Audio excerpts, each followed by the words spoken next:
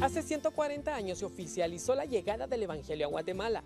Dios, en su infinito amor, permitió que su palabra llegara a este país para compartir las buenas nuevas de salvación, tal y como lo manda la Biblia. Ir por todo el mundo y predicar el Evangelio a toda criatura. El que creyere y fuere bautizado será salvo. Y en pleno 2022 es importante profundizar en los logros que la Iglesia ha tenido, sin olvidar a los precursores que hicieron posible este acontecimiento. En los siguientes minutos, junto a nuestros invitados, quienes han seguido el legado de predicar la palabra de Dios, conoceremos datos puntuales sobre la historia, por supuesto, dándole la gloria a Él por el trabajo realizado hasta la fecha, preguntándonos qué más debe hacer la Iglesia cristiana en Guatemala. Quédese con nosotros, aquí inicia Análisis BNE.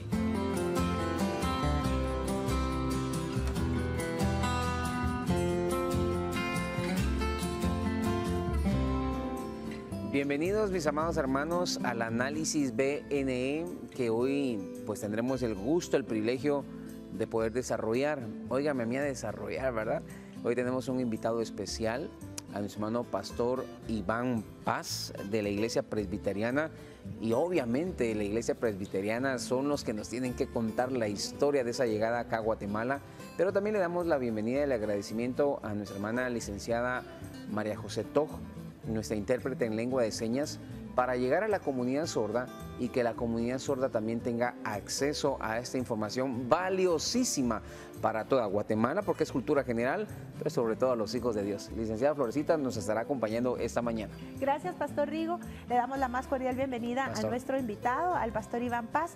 Pastor, qué importante papel ha jugado la Iglesia Presbiteriana en esta historia ya de los 140 años de la llegada del Evangelio a nuestra nación. Bienvenido, Pastor. Gracias, con gusto. Es un gusto para mí poder compartir en esta mañana con ustedes y con todos nuestros hermanos y amigos televidentes. Y de veras es un privilegio estar acá. Para nosotros tenerlo, Pastor. Hoy es uno de esos días donde yo me puse a pensar en la mañana, ¿por qué no puse más atención en ese curso en el Seminario Bíblico Teológico de Guatemala cuando tuve el privilegio de estudiar? Pero hoy usted nos va a refrescar esa memoria.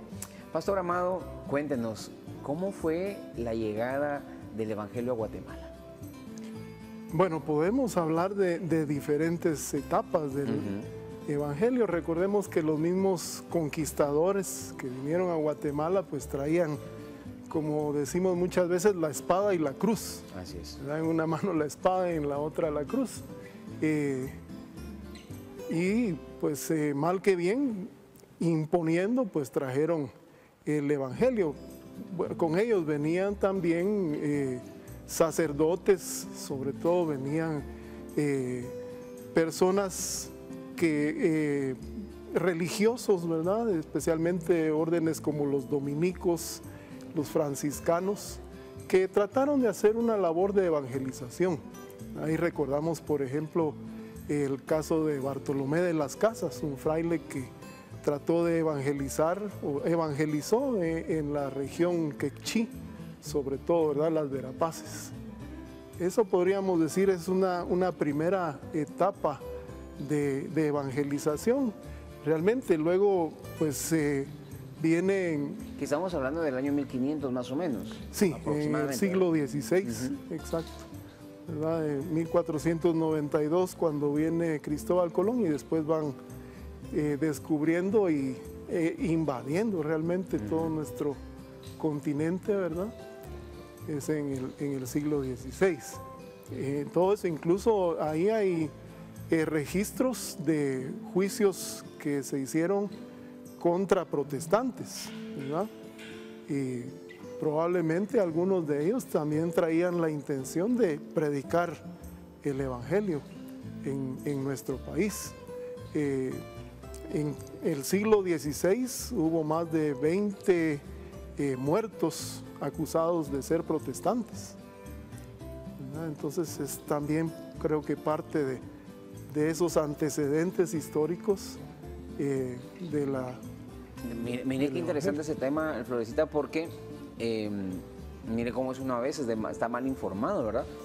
yo consideraba que más o menos a inicio del siglo, finales del siglo XVI, en el año 1400, 1500 aproximadamente, solamente la catequización de la iglesia tradicional era la que había venido, pero no sabía que en esos regimientos también habían venido algunos protestantes que también fueron masacrados, ¿verdad?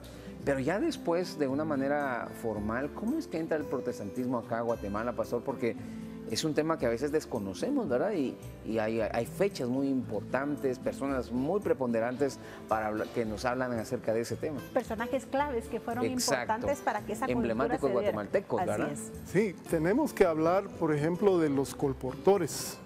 Uno de ellos, el más significativo quizás, o del que más información tenemos, es Federico Crowe, ¿verdad? Que vino por Belice.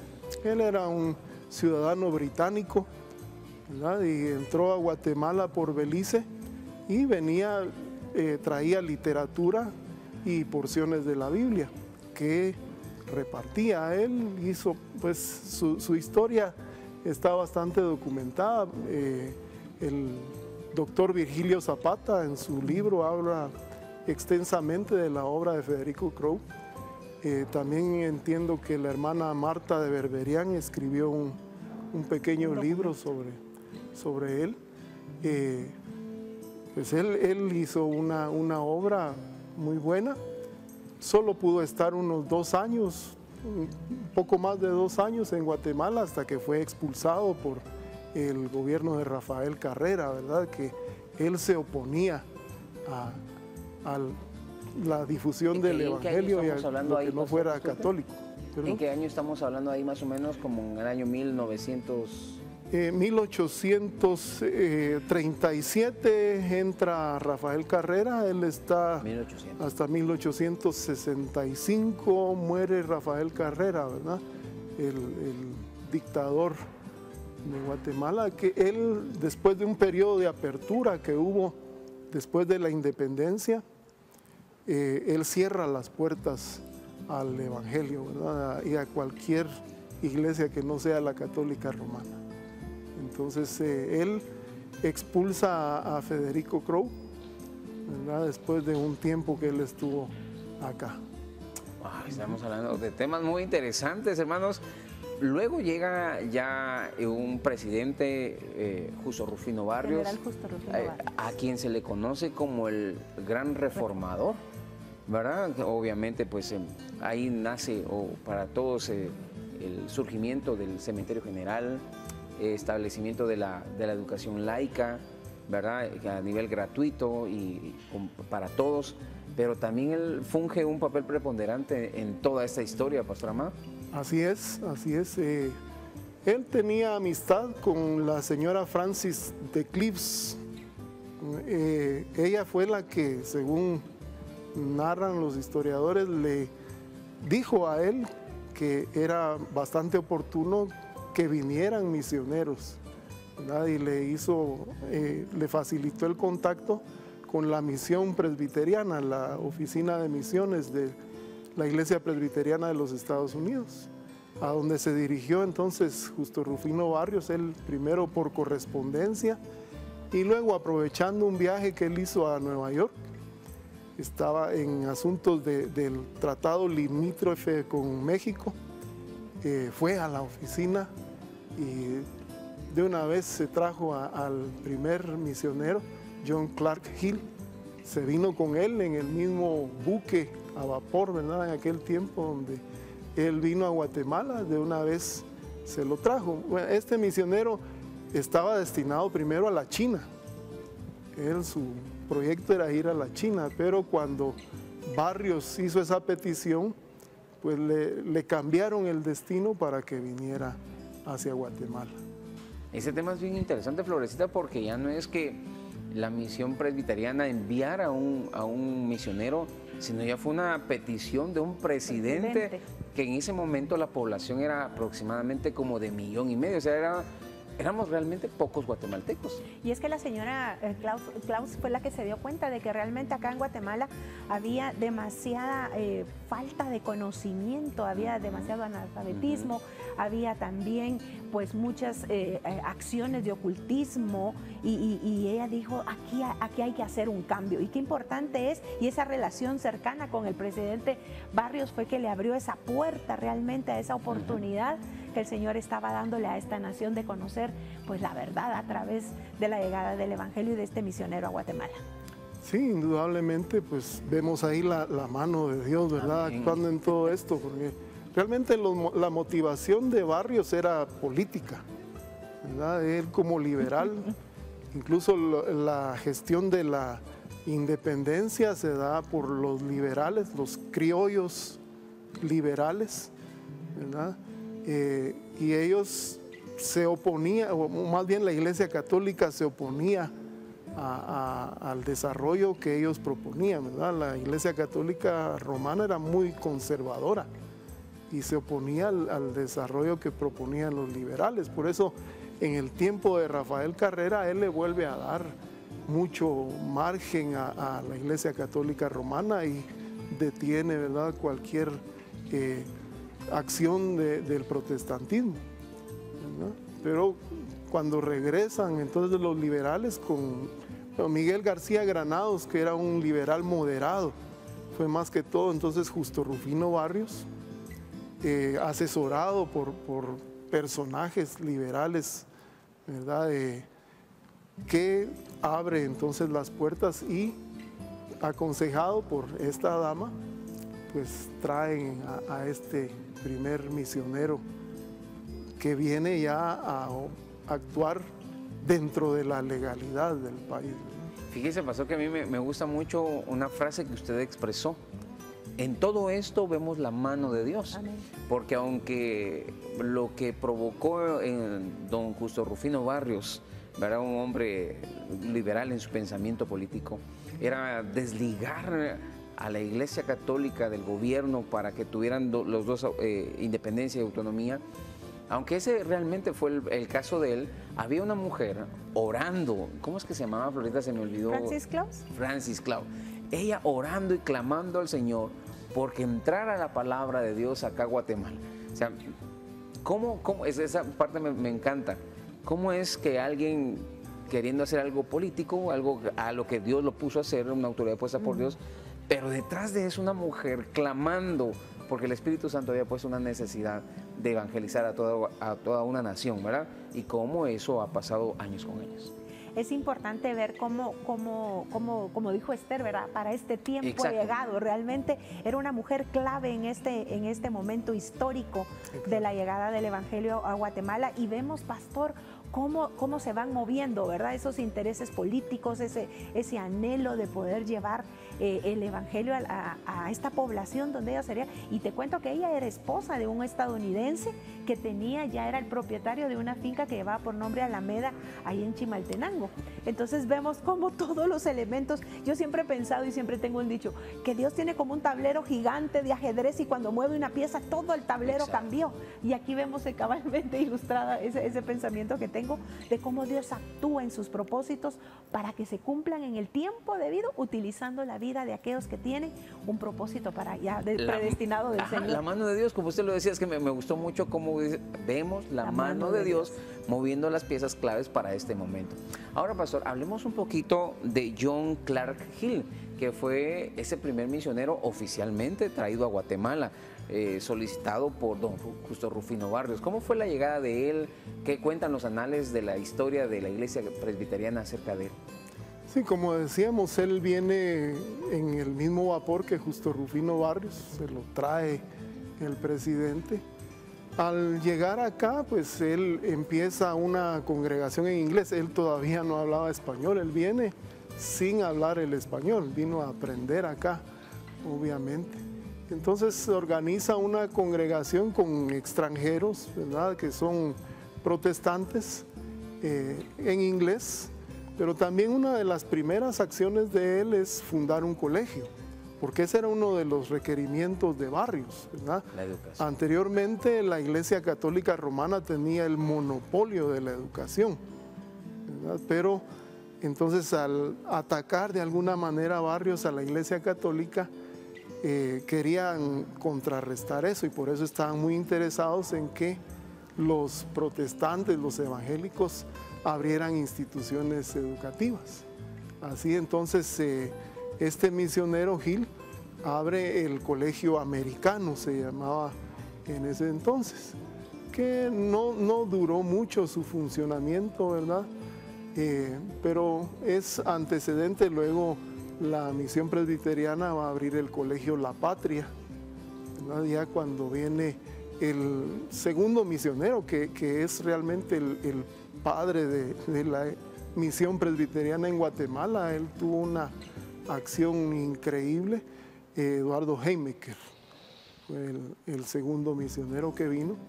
Él funda un colegio, su mentalidad era un colegio para los niños y niñas pobres de la ciudad de Guatemala, ¿verdad? Y así se funda el colegio La Patria. Pero bueno, un saludo a todos los alumnos del colegio La Patria, ¿verdad? Sí, y luego pues sí, con la ayuda de un obrero mexicano, el misionero Gil abre la congregación para los guatemaltecos, ¿verdad? En idioma español. Ya ahí por el año 1885, cuando ya se empieza a establecer esta congregación. No, aquí no tratamos, gracias pastor, aquí no estamos tratando de atacar, hermanos amados, sino solamente contar la historia de cómo entra el protestantismo acá a Guatemala. De repente alguien dice, ay, pero ¿por qué están hablando de mi iglesia? No estamos hablando mal, solo estamos contando la narrativa de lo que sucedió. Y ahí están los anales de la historia, no lo dicen, no lo cuentan, no estamos atacando a nadie, solamente recordando cómo es que entra el protestantismo a Guatemala y el gran beneficio que nos causa a todos los guatemaltecos. Así es. Bueno, y ¿saben qué? Si usted quiere también conocer un poquito más acerca, le recordamos que acá en Canal 27 tenemos una producción totalmente nacional. ¿Te acuerdas de la película de Semillas de Fe? Esto le puede ayudar muchísimo a entender todo lo que el pastor Iván nos ha compartido ya en esta primera parte, y le recordamos que estamos también a través de las redes sociales. Creo que es muy importante, pastor, que nosotros conozcamos esta historia que nos incumbe directamente como nación. Vamos ahora a unos mensajes y regresamos acá con nuestro invitado y un invitado más que se agrega a este segundo bloque.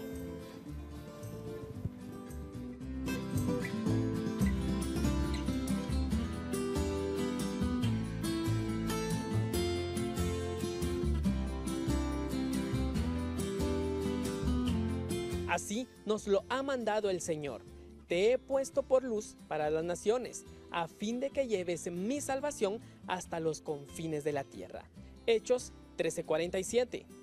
Damos gloria a Dios por la oportunidad que tenemos de predicar su palabra en Guatemala. Indudablemente, en los planes de Él estaba contar con hombres apasionados que trajeran a este lugar el Evangelio.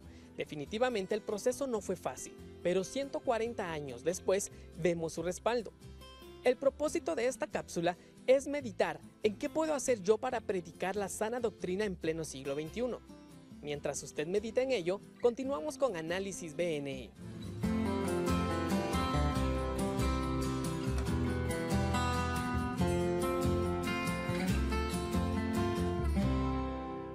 Nuestro hermano Eduardo Arias tiene mucha razón con la pregunta que nos hace. ¿Qué puedo hacer yo en este siglo con todos los recursos que con los que hoy contamos, tecnológicos, con la apertura de predicar donde a mí me pueda guiar el Espíritu? La Constitución de la República me faculta poder ejercer mi libre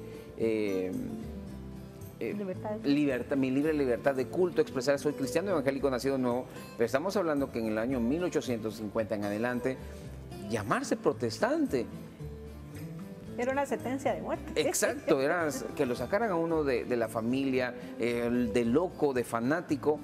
Pero esos hombres, esos misioneros estaban dispuestos a hacerlo. Ahora se ha unido a este conversatorio a nuestro hermano pastor Benjamín Kush. Él pertenece a la Iglesia de Dios Evangelio Completo y actualmente él es secretario de la Alianza Evangélica de Guatemala.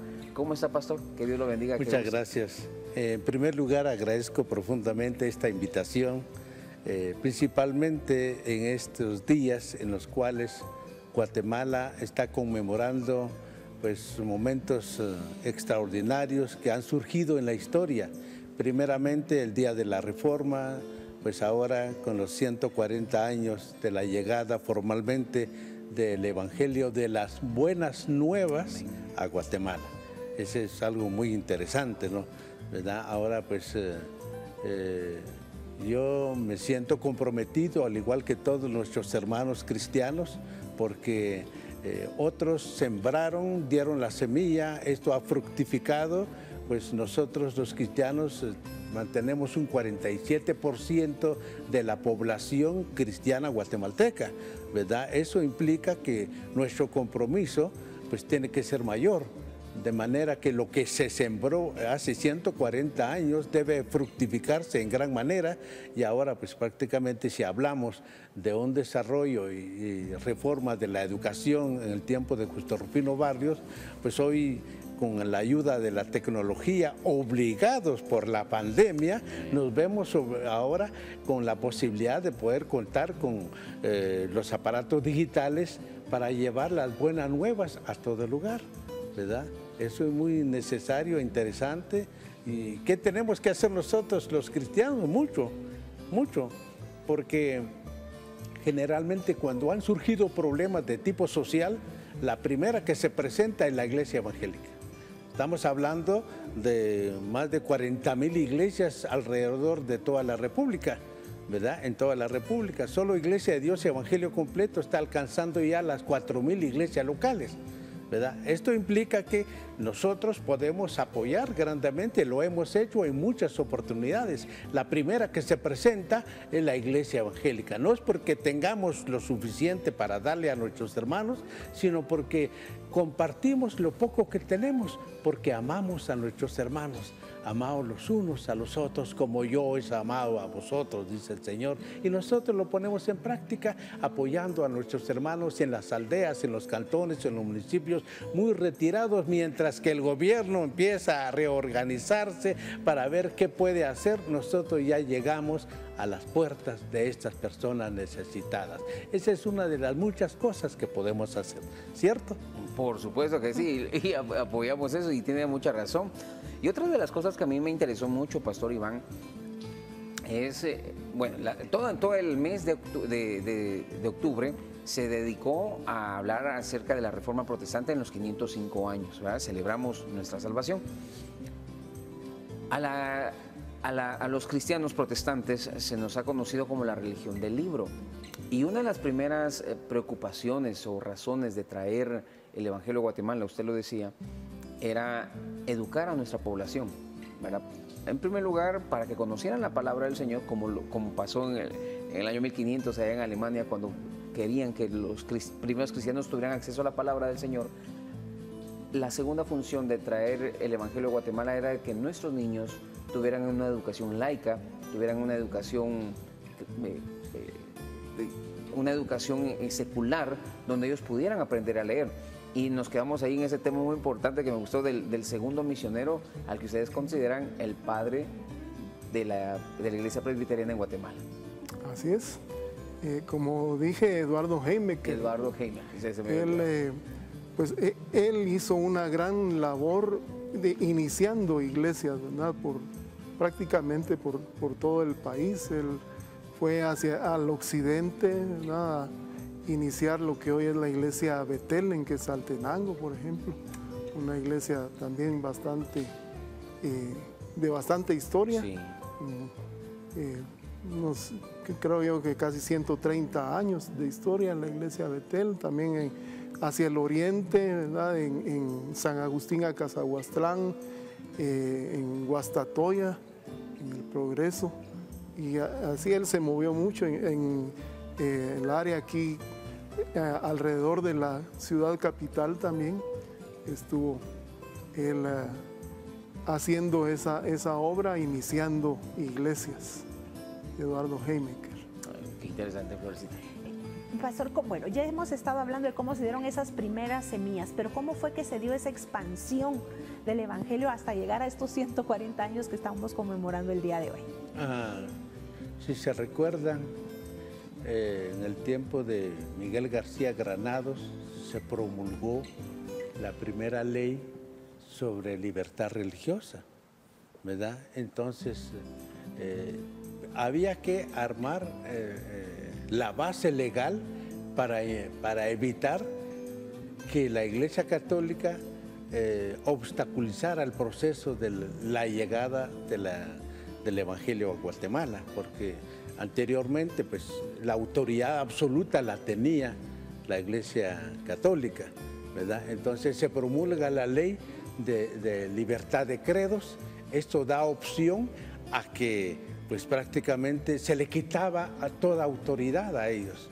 Tan es así que, por ejemplo, yo me hago la pregunta, ¿por qué la Iglesia Presbiteriana construyó su templo en espacio de casa presidencial? Me hago la pregunta y me contesto. Seguramente en aquel tiempo la Iglesia Católica amenazó con expulsar a todo aquel que alquilara, vendiera o prestara un local para la Iglesia Evangélica. Nadie podía prestar porque todo mundo era católico. Entonces, excomulgado por prestar, por alquilar o por facilitar el proceso. Entonces, ¿qué se podía hacer? Entonces, prácticamente se le puso un lugar en donde nadie podía decir nada. Y ahí se colocó frente al Parque Central de Guatemala. Catedral Metropolitana, al lado derecho, estaba prácticamente Iglesia Presbiteriana. Y donde está actualmente el Palacio Nacional era parque, ¿verdad? Pero los intereses prevalecieron, porque cuando Ubico construyó el Palacio Nacional, que se encontraba donde actualmente se encuentra la nueva construcción que hizo la municipalidad actual, entonces, ¿cuál fue la idea? Seguramente le habrán dicho al gobernante, construya el Palacio Nacional por acá a la par de Catedral. ¿Cuál era el propósito? Tapar a la Iglesia Evangélica, dejarlo atrás. Pero lo que no saben ellos es que no importa que nuestra iglesia está hasta en el profundo barranco, el Espíritu de Dios está ahí y ahí lo podemos adorar y alabar su santo nombre. Gloria a Dios. Hermano, mire, me gusta mucho eso y tal vez en este tiempo para algunos jóvenes o recién venidos a la fe desconocen qué podía significar en aquel tiempo la palabra excomulgar, que era muy fuerte en ese tiempo, estaban condenados de una vez al infierno. Claro. Esa es una definición muy precaria, ¿verdad? Muy pequeñita, pero eso era básicamente.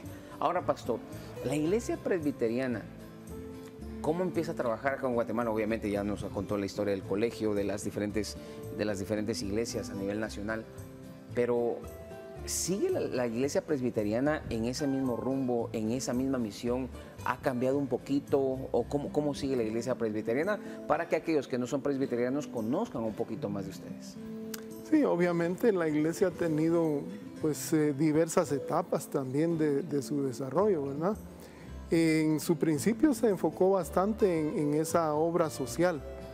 Los misioneros tenían también ese énfasis, aparte del colegio, por ejemplo, iniciaron el Hospital Americano.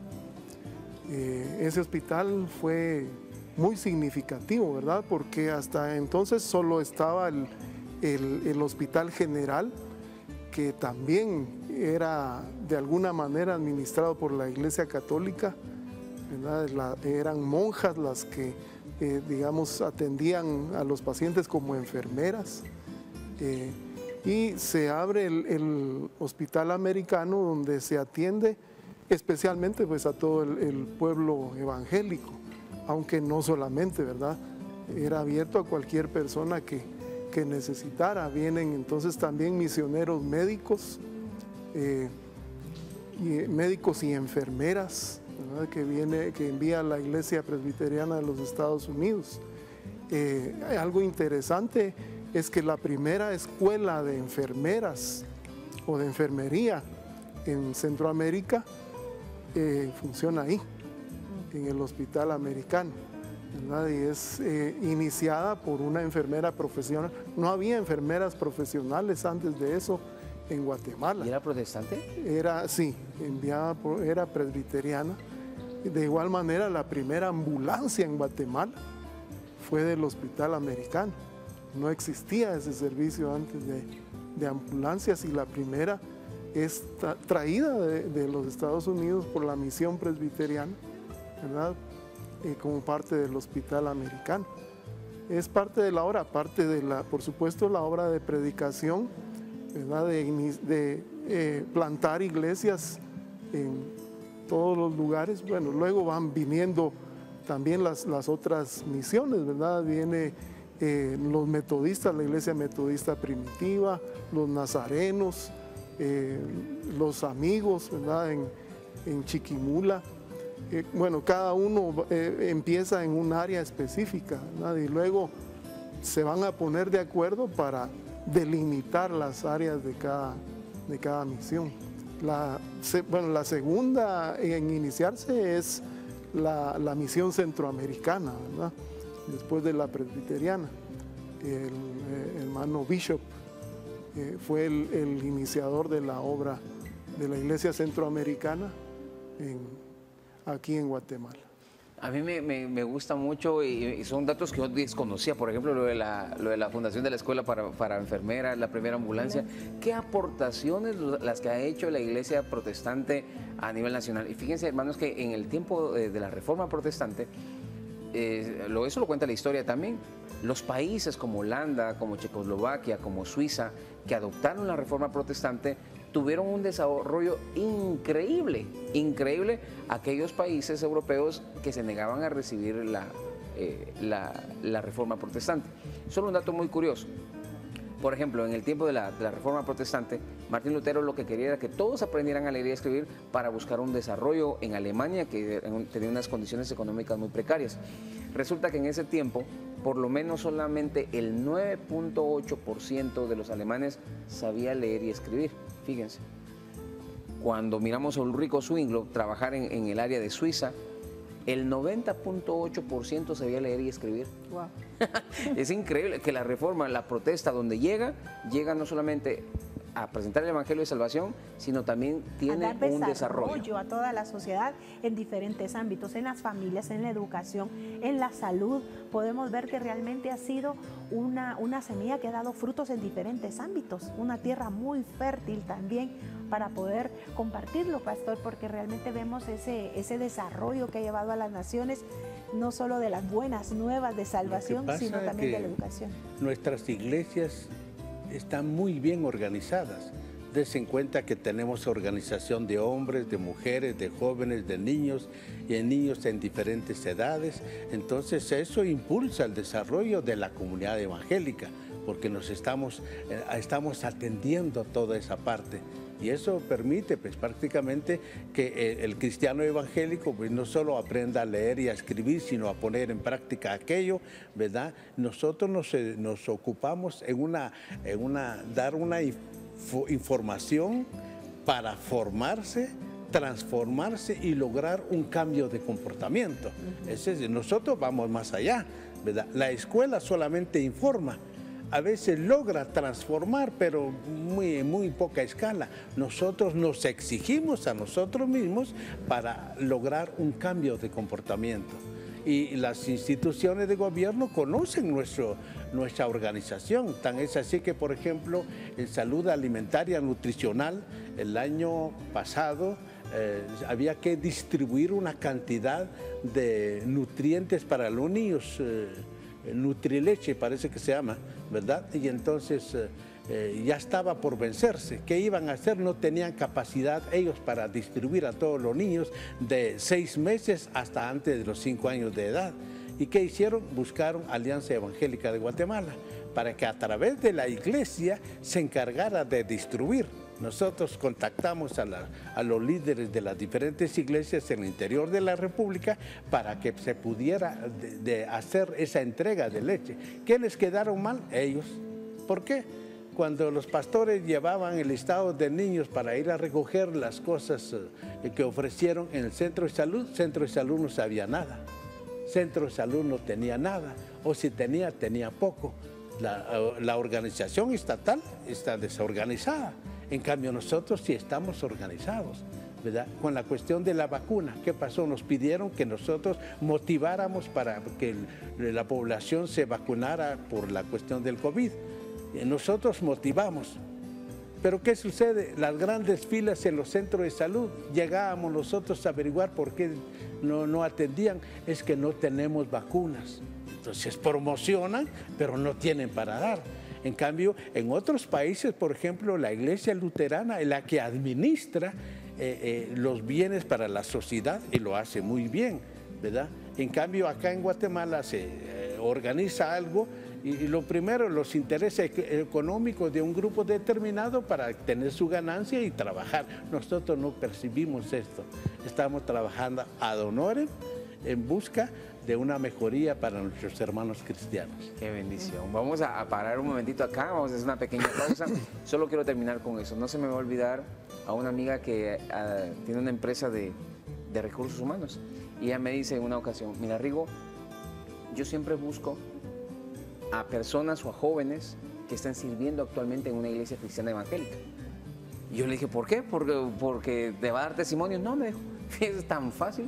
La iglesia cristiana evangélica motiva a los niños a cantar, a ejecutar instrumentos, a hablar en público, a administrar recursos que les dan. Entonces, cuando yo traigo a un cristiano evangélico y lo coloco en alguna empresa, ese muchacho o señorita sabe hablar, tiene liderazgo, sabe administrar. Es increíble la aportación de la iglesia cristiana evangélica en la actualidad en las diferentes áreas. Así que vamos a parar. Está con nosotros nuestro hermano pastor Benjamín Kush y nuestro hermano pastor Iván Paz, Iglesia de Dios Evangelio Completo, Iglesia Presbiteriana. Así es que regresamos en un momento.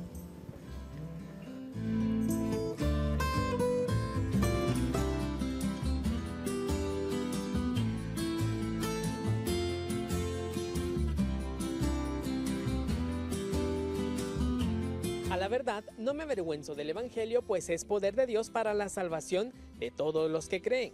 De los judíos primeramente, pero también de los gentiles. Romanos 1:16. Por medio del sacrificio en la cruz del Calvario, Jesucristo nos dio la oportunidad de ser salvos. Es importante reconocer que la salvación de Cristo nos pone a salvo de las circunstancias externas. Esto no quiere decir que olvidemos el contexto actual de Guatemala. Esto quiere decir que como hijos de Dios puestos en esta nación, debemos orar para que por su misericordia seamos perdonados.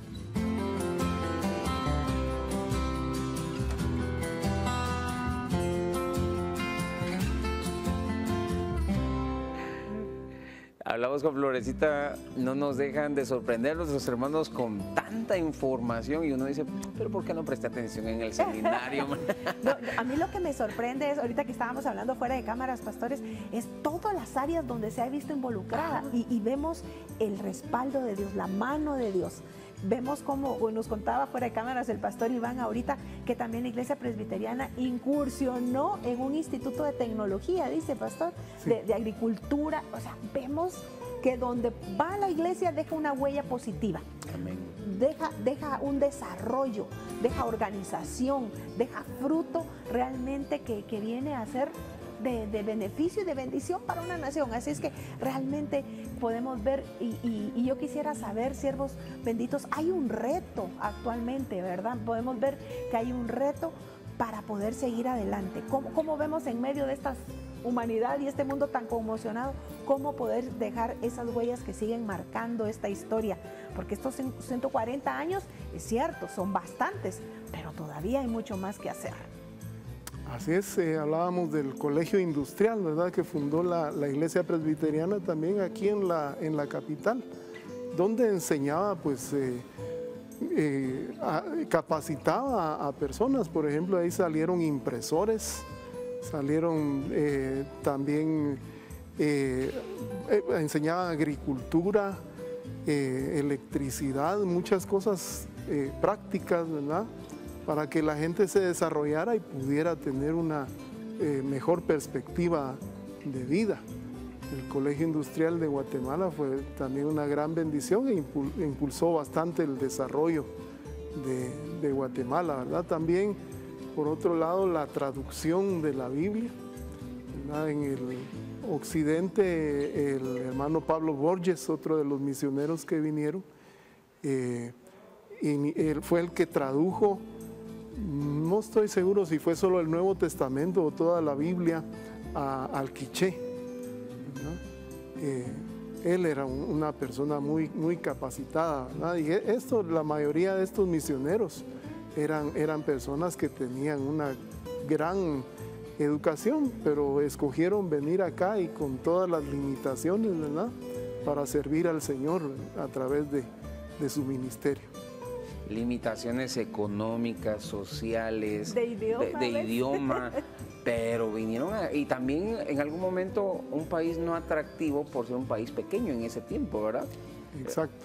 Y había realmente, digamos, el prestigio, si queremos llamarle así, para los misioneros era irse a lugares como la China, irse a otras áreas, ¿verdad?, donde no había presencia cristiana, ¿verdad? Aquí algunos decían, no, ahí ya son cristianos, son católicos.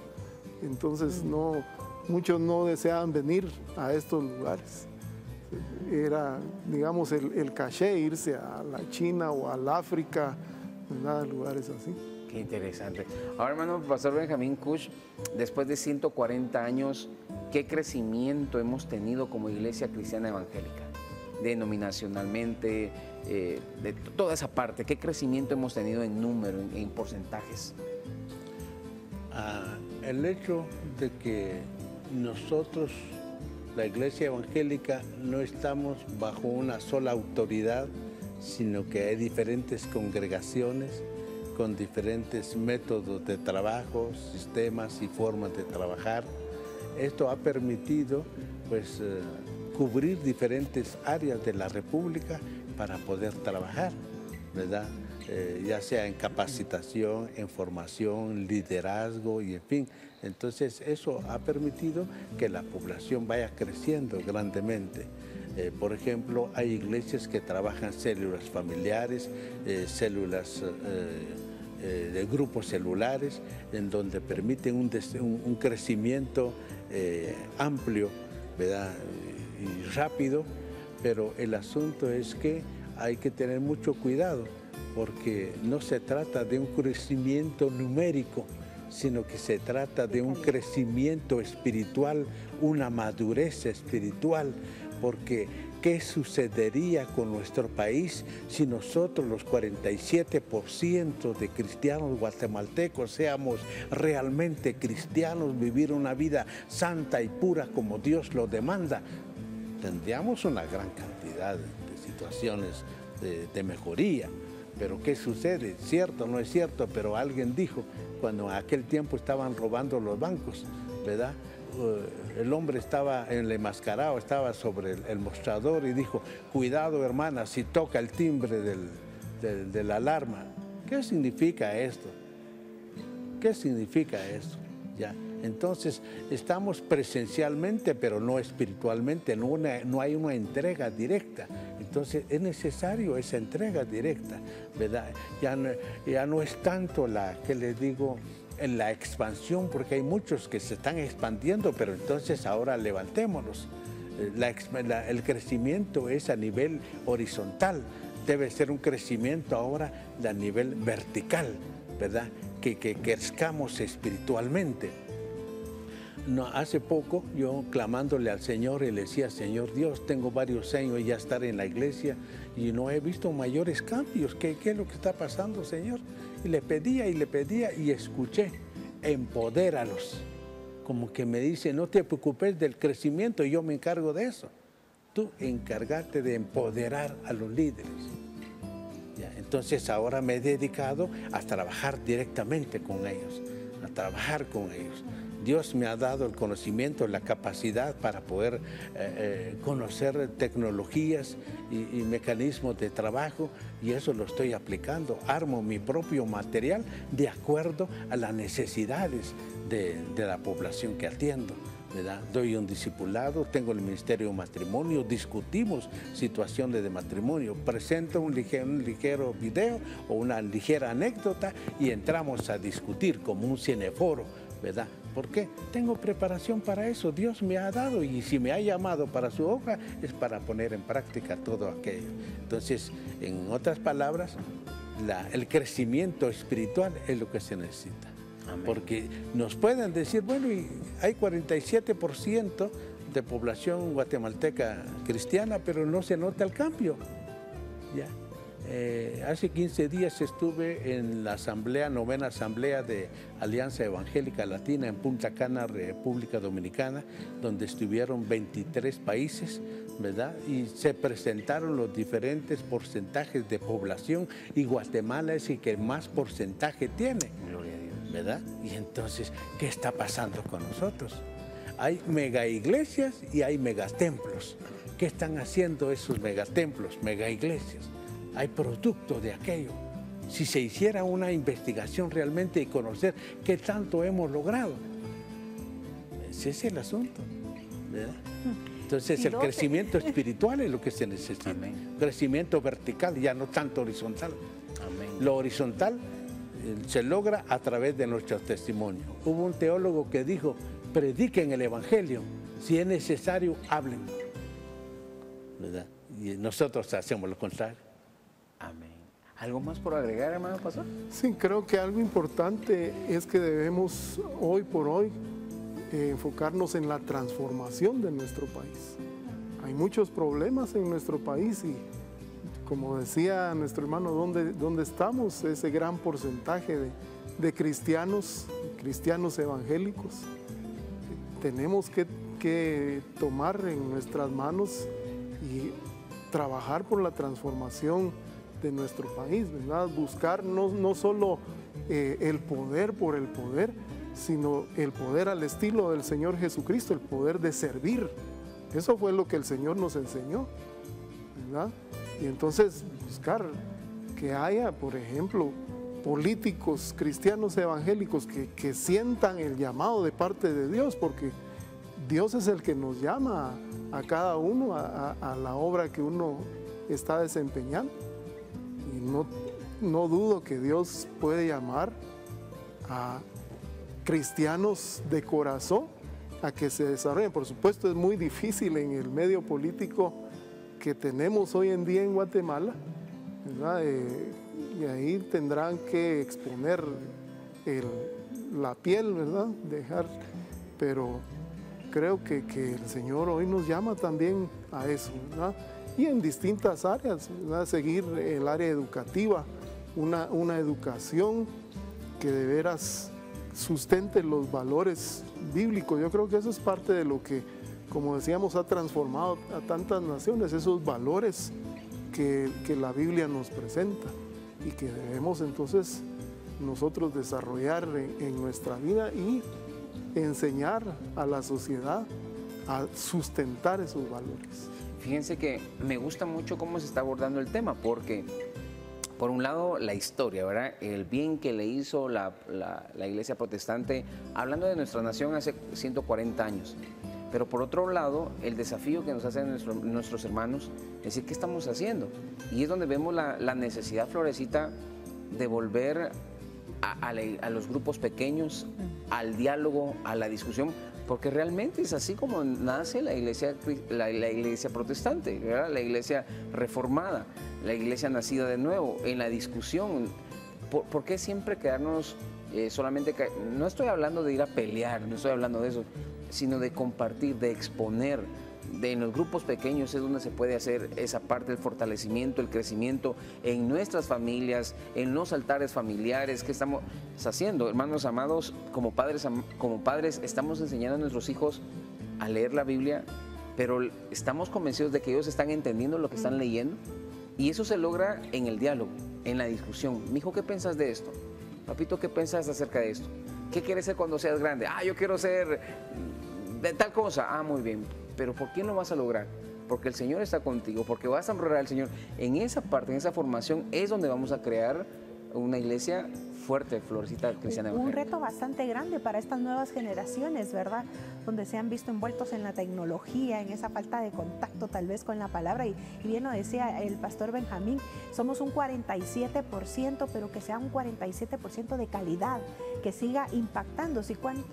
2, 3 misioneros que hemos mencionado hoy han hecho una revolución, como dice la palabra, aquellos que revolucionan el mundo, que seamos realmente ese impacto a cada lugar donde llegamos. Es un reto muy grande el que tenemos por delante y pastor, creo que estamos llamados a poder ser ese 47% efectivo. Si nos pusiéramos, ¿de qué sirve un 88, un 89 si no vamos a impactar a una nación como tal? Si nos pusiéramos a pensar todas las limitaciones, problemas y obstáculos que tuvieron los primeros misioneros, esa formación que traían una formación universitaria para poder venir a impactar. No, ellos venían con el apoyo espiritual, oraciones, doblar rodillas y una serie de situaciones. Con el denuedo en sus corazones. Pero hoy en día, nosotros tenemos diversidad de universidades que ofrecen diplomado, ofrecen licenciatura, maestría, doctorados. Y si nosotros hiciéramos un inventario de todos los profesionales en formación cristiana, tenemos un buen número de profesionales cristianos a nivel de doctorado. Entonces, con mayor razón, ese crecimiento no solo debe ser en cantidad, sino en calidad, ¿verdad? Entonces decía hace un momentito que el crecimiento ya no debe ser tanto expansivo, horizontal, sino que debe ser vertical, un cambio de comportamiento, ¿verdad? Exijámonos a nosotros mismos que si somos los 47%, demostremos que realmente somos 47%, que estamos buscando el camino que Dios dejó para nosotros, una vida en santidad, ¿verdad? Eso es necesario, hay que confrontar esa situación. En aquel tiempo, ¿cuántas iglesias abrieron los pastores que apenas sabían leer y escribir la palabra de Dios? ¿Verdad? He escuchado de pastores que han abierto 40, 50 iglesias en el territorio, en el occidente y en fin, ¿verdad? Pero ahora aquellos profesionales que van revestidos de teología, van revestidos de formación universitaria, ¿qué tantas iglesias se están abriendo? ¿Cómo están trabajando? ¿Verdad? Ese es un reto para ellos, para ver cómo estamos, para poder levantarnos, porque no debemos de quedarnos así. Ahora, con la ayuda de la tecnología, pues magnífico, tenemos mucho avance por seguir adelante. Amén. Hermanos, miren, este tema da para más. Yo estoy disfrutando, se los prometo. Yo encantadísimo y quisiéramos seguir, pero el tiempo nos apremia y estoy seguro que Florecita también se quedó impactada y también desafiada, ¿verdad, Florecita? A principalmente eso, pastor. Eso. ¿Qué les parece si hacemos una oración, hermanos? Inicia usted, hermano Pastor Iván, y termina usted, hermano Pastor Benjamín, para bendecir al pueblo, pero también en esa oración que el Señor despierte en nosotros de vivir en una vida íntegra, en una vida como la que Dios nos manda. Y no solamente espiritualmente, hermanos, sino que también provocando un desarrollo a los que están alrededor nuestro, promoviendo a la nueva generación, exhortándolos para hacer las cosas mejor. Así que queremos orar, Pastor Iván, y luego al terminar, mi hermano Pastor Iván, inicia usted la oración, hermano Pastor. Llamemos a celo al mundo, ¿verdad? Para querer ser un hijo de Dios. Amén, Pastor. Amén. Oremos.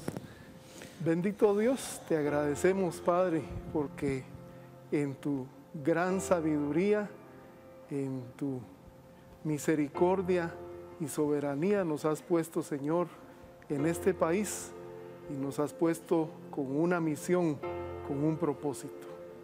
Gracias, Señor, por esos 140 años de historia, de presencia evangélica en nuestro país, por esos 505 años de la Reforma también. Te agradecemos, Padre, porque en todo vemos tu obra, tu mano poderosa. Y, Señor, solo pedimos que nos ayudes, que nos fortalezcas, que tu Espíritu Santo obra en nosotros, para que podamos responder, Señor, con esos principios y valores del Evangelio a los retos que nuestra sociedad hoy nos presenta.